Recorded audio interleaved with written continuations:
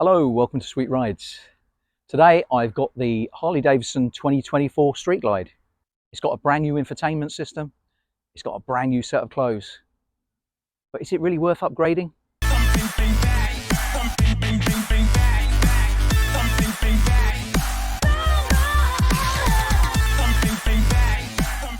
So last year Harley Davidson introduced the new shape Street Glide and Road Glide in the CVO editions. Now this year, 2024, they've rolled that out across the standard Street Glide and Road Glide. And in doing so, they've actually done away with half of the models available. There is no longer a special model. The specials used to have a few extras. They used to have the stretch saddlebags. That's now gone. We have the one model that covers everything. But the new model's been upgraded. It's got a lot of extras now that come as standard. And it actually costs quite a bit less than the special used to anyway. So it's great news. To be honest, Harley appears to have listened to its customers. They provided LED lighting all round, improved suspension, a 117 engine that's been tuned and also has improved cooling and performance compared to the previous incarnation. The new Street Glide is also 8.2 kilos lighter than the previous bike. That's a stone and a third to us here in the UK. And although this is still a big heavy bike, it's definitely a move in the right direction. But the new dash doesn't just look good. It provides all the information you need, then some. The bike now has ride modes enabled too, bringing it right up to date with the most modern brands. But if you already own a Street Glide, is it really worth the upgrade? Well, let's take it for a spin and we'll find out.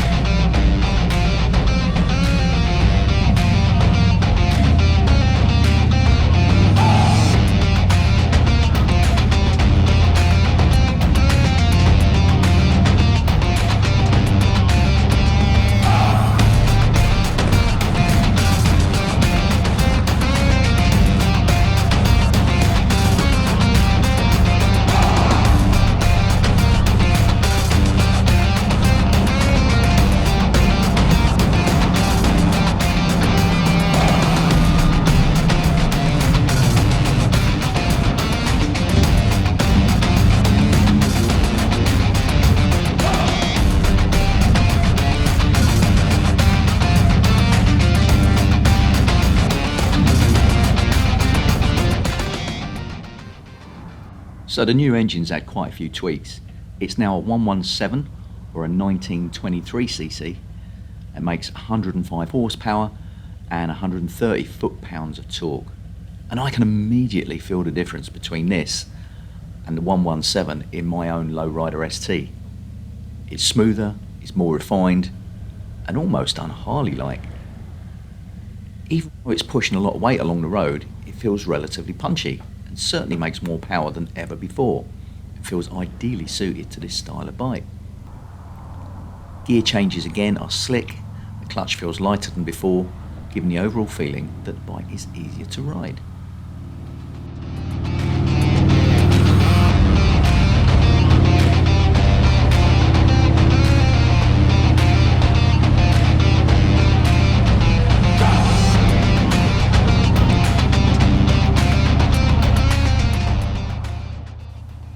So although it's lost weight, this bike still weighs 368 kilos wet. But the bike did feel lighter and nimbler than my old 2020 model. Harley owners have been moaning about the touring range suspension for years, and finally Harley have updated it, retuned the units on the bike, and it certainly feels smoother and plusher than ever before. And apart from the soft tail range, it's the first time I feel like I could buy one of these bikes without being forced to upgrade to an aftermarket brand. Oh, if you want a really premium ride, you may still want to do that. Standard Dunlops that came on the bike felt great. They make a good all-round tyre. That said, it has been a really dry, hot day today, 26 degrees. But if you ride the bike as intended, they should be fine.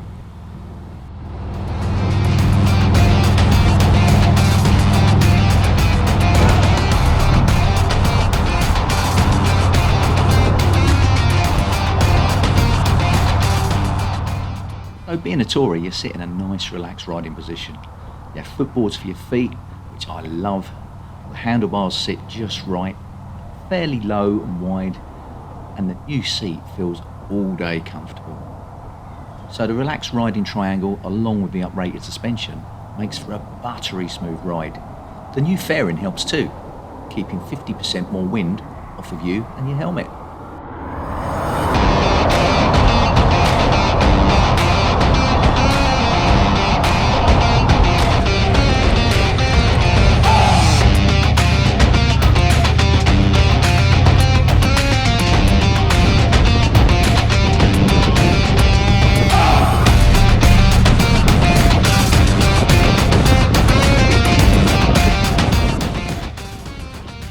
So as I mentioned, there's been a lot to talk about with the technology on the bike this year.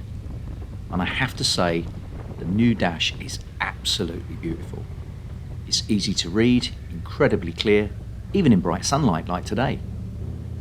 There are several different formats which can be accessed either by using the touchscreen or the buttons on the switchgear. Got engine modes that give you rain, road, sport. These allow you to tailor the power, traction and ABS in a single action. Got the traction control, which is lean angle sensitive. You've got a motor slip regulator, and that works with a slipper clutch to ensure smooth deceleration. So on the bike you have tyre pressure monitoring. As per usual with Harleys, you've got your auto cancel indicators, and they work as good as always.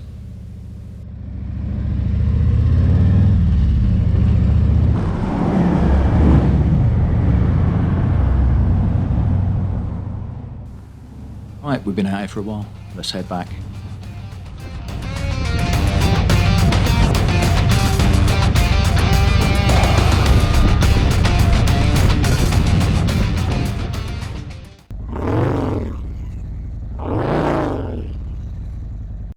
So let's talk about the style and design of this bike.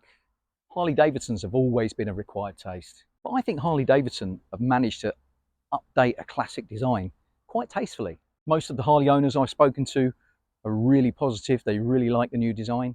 But on top of that, non-Harley owners and non-bike riders that I've spoken to really like the look of this bike too. And that's exactly what the brand needs to do if it's going to survive long term. But the good thing about this bike is it doesn't just look good, it rides well, and it's really practical too. At the back of the bike, the panniers are bigger, they're wider, you can get a lot more in them. And the new screen and infotainment system is absolutely top notch. Now, when you add all these improvements together, they make every single journey an absolute pleasure. Now, there's a great range of colours available, but I must admit, I really like this shark skin blue.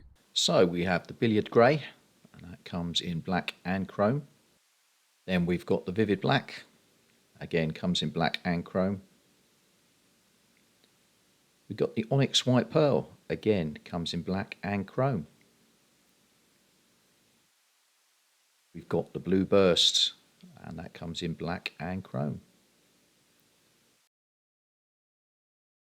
Got the Atlas silver, and that comes in black only. And then we've got the alpine green, and that comes in chrome only. And last but not least, the shark skin blue, probably my favourite, again only comes in black. Okay, so let's talk about desirability. So whether you love or hate Harleys, there's no denying these are desirable motorcycles for a majority of people, bikers and public alike. Now, it's a beautiful sunny day here in the UK today, and on the right day, on the right road, there is nothing better than cruising along on one of these Harley Davidson Street Glides. It's one of the most comfortable bikes you can buy. And in this category, unless you're looking at one of the more expensive CVOs, they don't come much more desirable than this. And of course, being a Harley Davidson, it's going to hold its value really well too. Okay, so let's look at the cost of ownership on one of these bikes.